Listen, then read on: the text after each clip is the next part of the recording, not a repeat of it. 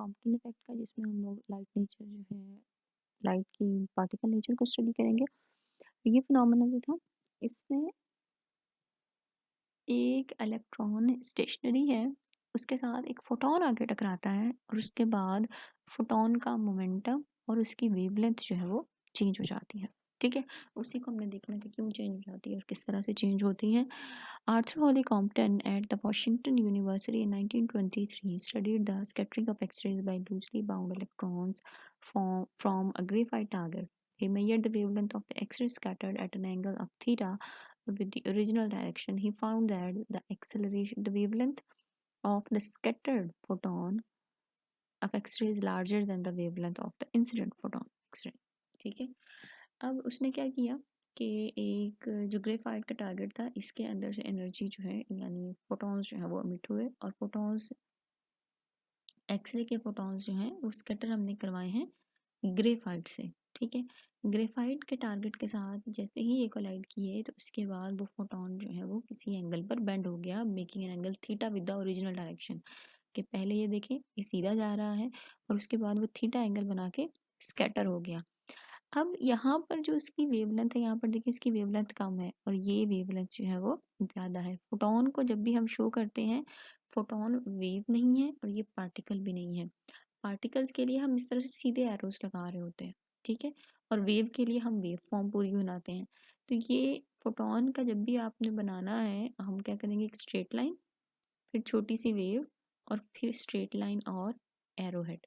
ठीक है, इस तरह से फोटोन को शो किया जाता है।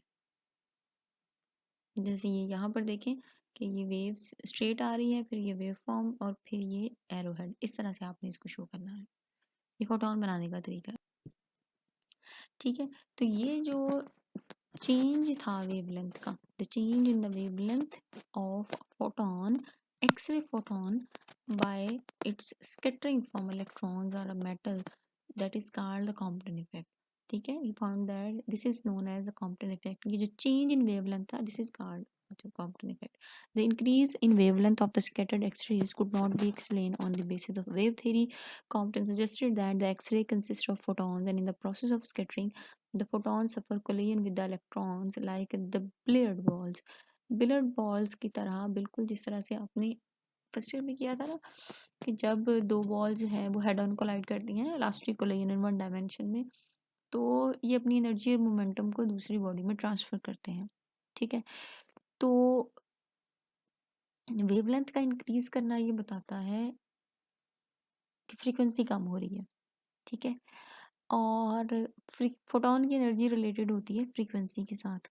अगर किसी चीज़ की फ्रीक्वेंसी ज़्यादा है तो उसकी एनर्जी भी ज़्यादा है फोटोन की, और अगर फोटोन की फ्रीक्वेंसी कम है तो उसकी एनर्जी भी कम है। तो इट मीन्स कि जब फोटोन कोलाइड किया, टकराया जाके किसी इलेक्ट्रॉन के साथ, तो उसकी एनर्जी का कुछ पोर्शन शिफ्ट हो गया इलेक्ट्रॉन को, जिसकी वजह से उसकी अपनी एनर्जी कम हो गई है। दैट्स वाई उसकी फ्रीक्वेंसी कम हुई है और उसकी वेवलेंथ जो है वो इंक्रीज की गई है।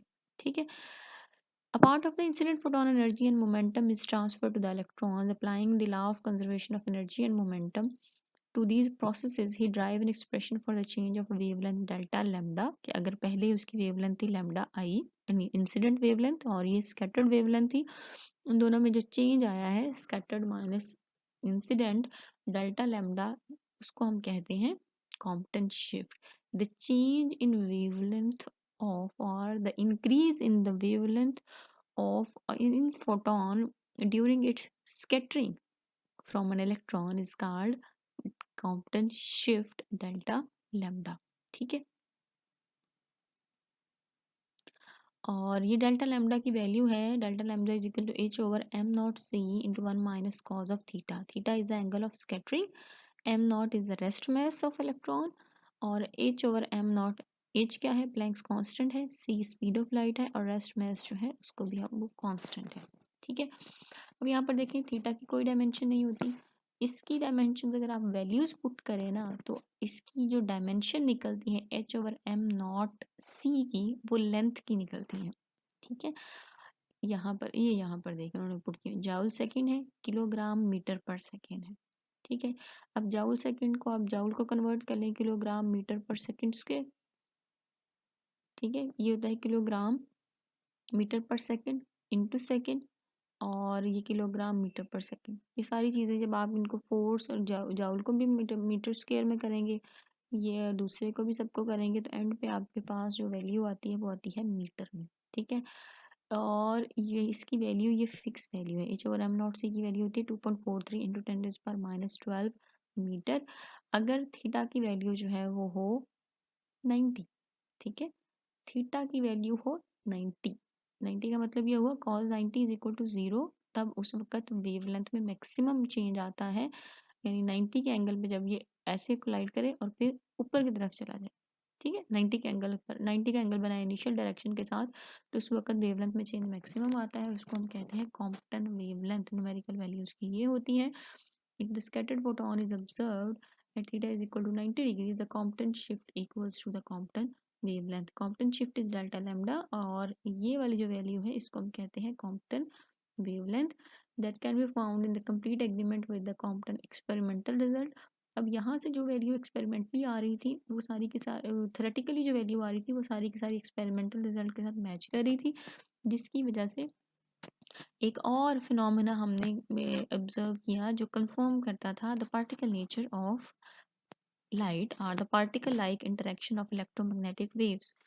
Arthur Holly Compton was awarded the Nobel Prize in Physics in 1927 for his discovery of this effect, and this effect is named after his name. अब यहाँ पर देखें, यहाँ पर डायरेक्ट कैलकुलेशन है, delta lambda is equal to H/m0c into 1 minus cos of theta. आप लोगों ने सिर्फ ये रिजल्ट याद करना है। बीएससी में इसकी कंप्लीट एक्सप्लेनेशन है, जिसमें हम law of conservation of momentum लगाते हैं, law of conservation of kinetic energy भी लगाते हैं, इलास्टिक कोलिजन हम लेते हैं, और उन दोनों इक्वेशन से हम फिर इस वैल्यू को कैलकुलेट करते हैं। ठीक है, ये इसी की बेस पे ये देखें, 50 केवी फोटोन इज, ये उसकी एनर्जी है फोटोन की, जिसको आपने जाउल में कन्वर्ट कर लेना है, और ये है एंगल ऑफ स्कैटरिंग। आपने मालूम क्या करना है, इट्स स्कैटर्ड कम्स 3 इलेक्ट्रॉन्स के साथ आया है और स्कैटर हो गया 45 डिग्रीज पे। इसका चेंज इन वेवलेंथ यानी कि सेकंड वेवलेंथ हमने मालूम करनी है आफ्टर स्कैटरिंग। ठीक है, तो अब यहाँ पर आपके पास फार्मूला होता है Hc/λ, और यहाँ से लैम्डा की वैल्यू निकाल लेंगे, लैम्डा भी निकल आया, एंगल भी गिवन है, H/mc भी गिवन है। ठीक है, तो यहाँ से हमने लैम्डा प्राइम यानी चेंज इन वेवलेंथ जो है वो कैलकुलेट कर लेंगे।